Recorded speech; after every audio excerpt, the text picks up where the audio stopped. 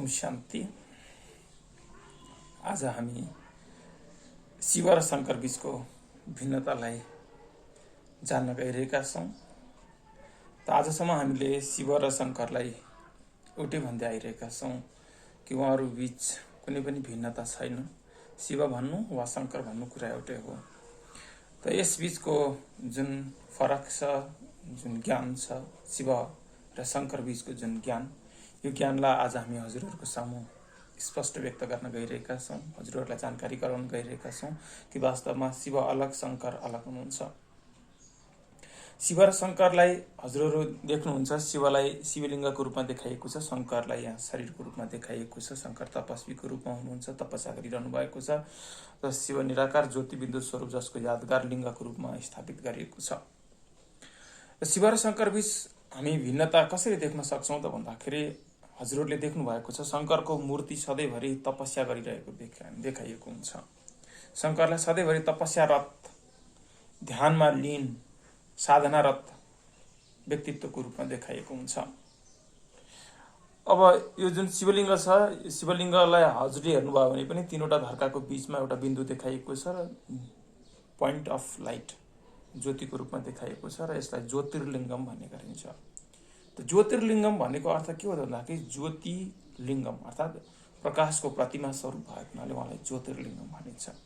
त हामीले हिजो परमात्माको परिचय प्राप्त गरिसक्यौँ कि परमात्मा प्रकाश हुनुहुन्छ, लाइट हुनुहुन्छ, ज्योति स्वरूप हुनुहुन्छ। उहाँको शरीर छैन, निराकार हुनुहुन्छ, बिन्दु रूप हुनुहुन्छ, शान्तिको सागर, आनन्दको सागर हुनुहुन्छ, जसलाई भक्ति मार्गमा भक्ति गर्दा, पूजा पाठ गर्दाखेरि लिङ्गको रूपमा पूजा गर्ने चलन छ, ज्योतिर्लिङ्गम।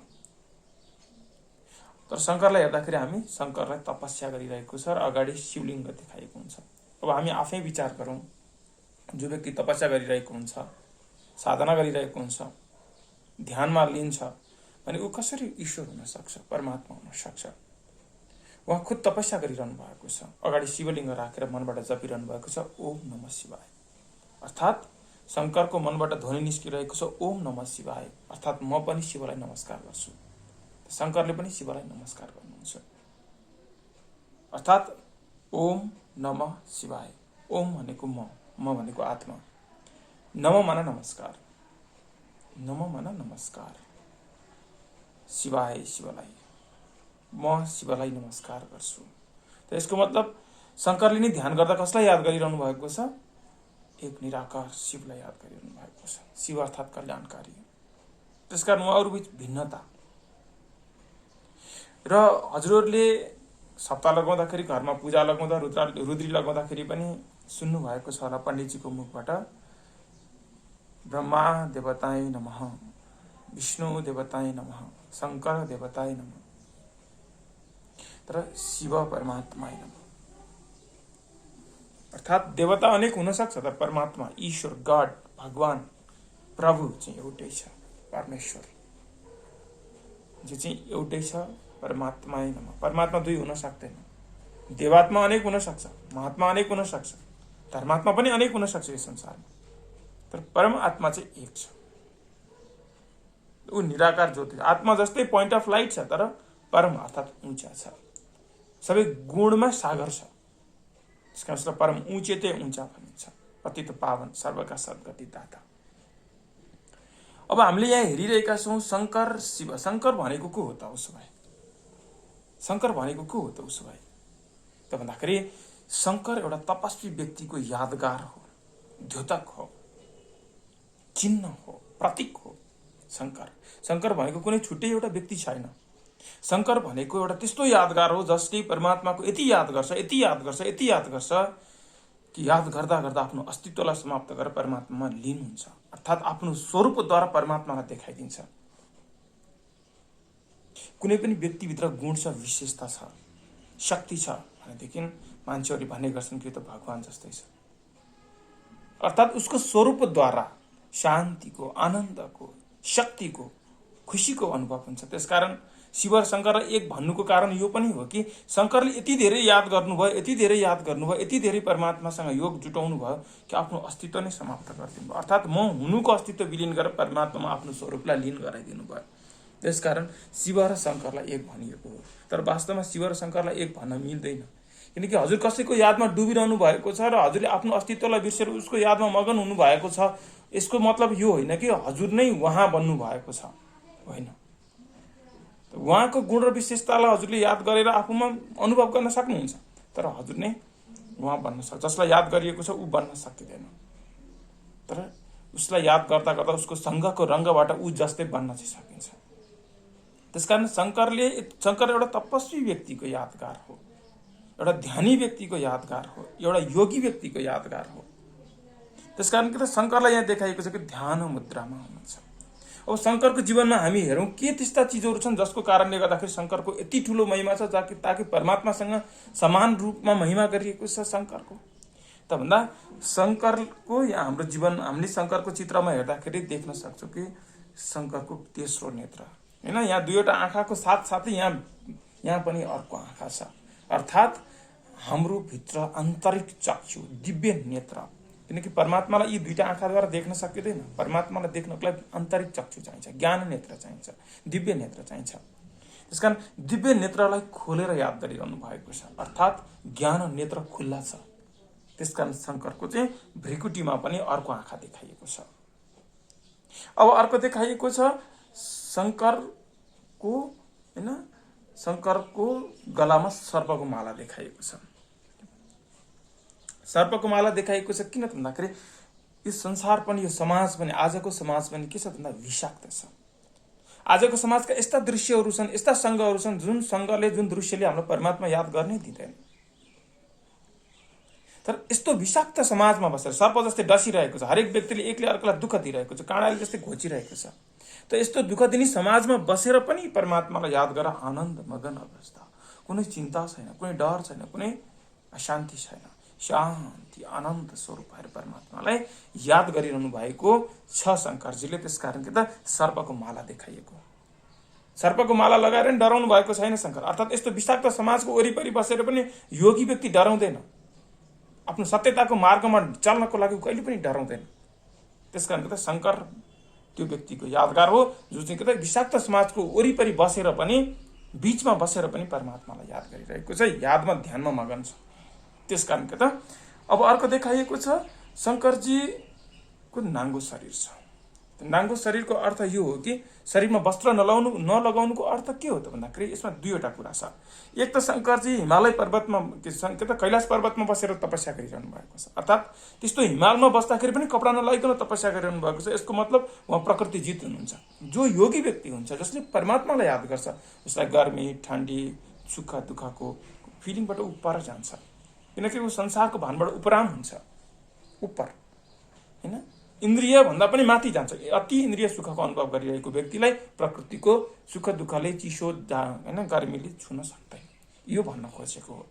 र अर्को कुरा, उहाँको नाङ्गो शरीरमा जुन खरानी धसेको छ, अर्थात् वैरागको निशानी। खरानी धसेमा मानव वैराग, उसलाई कुनै पनि संसारको इच्छा तृष्णा छैन। त्यसकारण के त नाङ्गो शरीरमा खरानी धसिरहेको छ, अर्थात् वैरागको निशानी।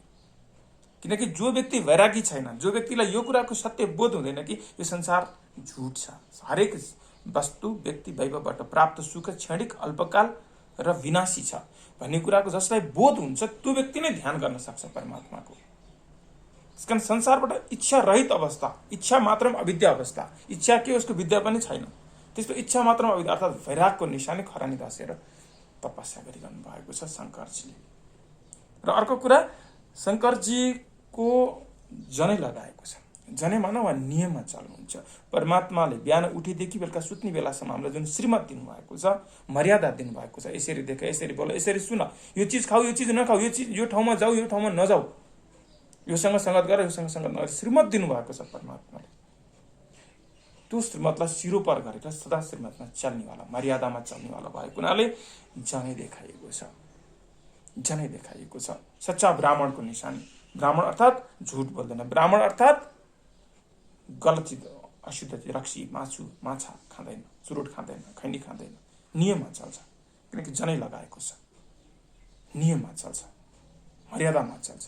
ब्राह्मण अर्थात् सबैको सेवा गर्छ, ब्राह्मण अर्थात् लोभ राख्दैन, ब्राह्मण अर्थात्, होइन, निष्कामी हुन्छ, कर्म गर्छ, कर्मको फल परमात्मामा समर्पित गरिदिन्छ।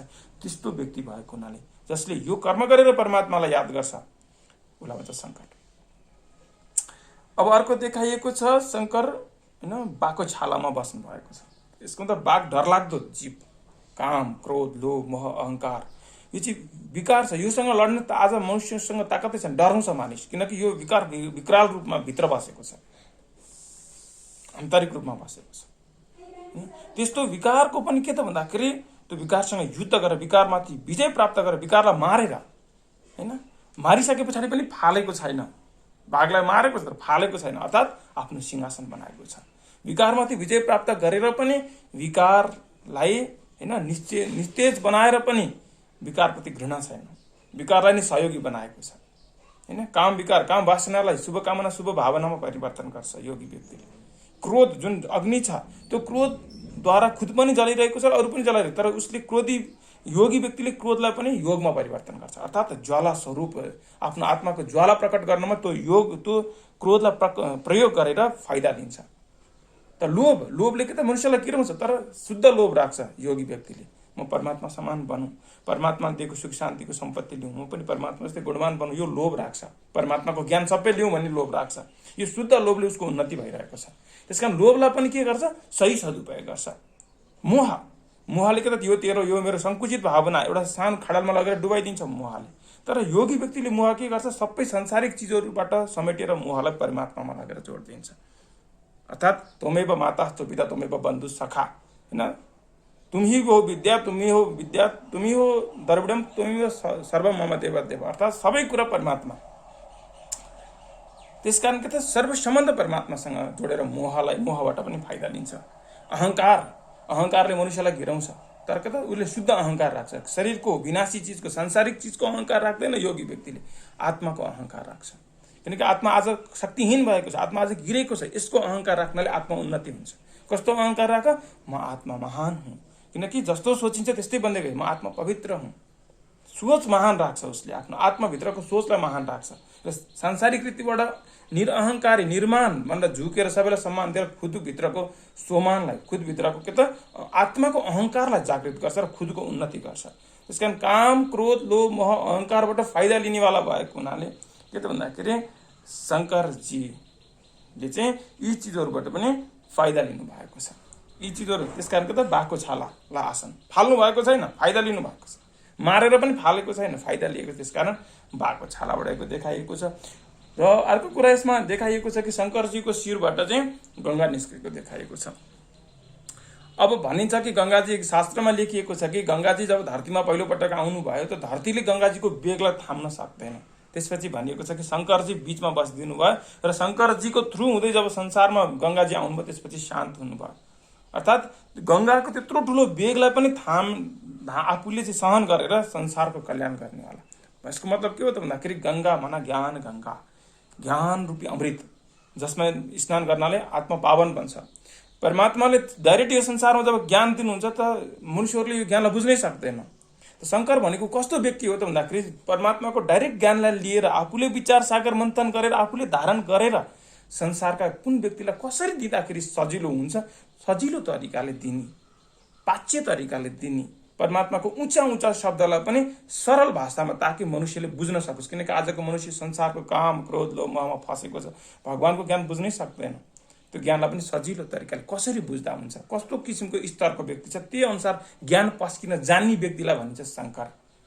त्यसपछि त्यो ज्ञानमा स्नान गर्नाले, जसरी भनिन्छ नि गङ्गामा स्नान गर्नाले पावन बनिन्छ, अब पानीको गङ्गामा स्नान गर्नाले त पावन बन्दैन, तर ज्ञान गङ्गामा स्नान गर्नाले चाहिँ पावन बन्छ।